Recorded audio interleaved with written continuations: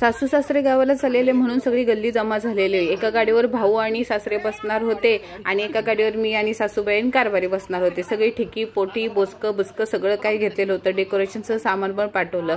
पप्पा म्हणतात ते माझा व्हिडिओ चांगला काढ, गावची माणसं पण माझा व्हिडिओ बघतात, आज कमी नका समजू, जवानीमध्ये लय भारी दिसत होते। सासूबाईंची पिन वगैरे केली आणि सासूबाई म्हणतात की ही माझी पर्स आहे ना 30 वर्ष जुनी आहे। मला खरंच वाटत नाही, पण मी लग्न झाल्यापासून बघते। आपलं पिल्लू जरा रडकुंडीला आलेलं होतं। आमची ट्रॅव्हल्स येते ना ज्योतिर्लिंग ट्रॅव्हल्स, ती जवळच आहे म्हणून मी पण सोबत बसून गेली। आई म्हणाली चल तू पण। सगळं सामान डिकीमध्ये वगैरे टाकलं। आता हे उतरताना कसे उतरवतात ते दोघे जण काय माहित।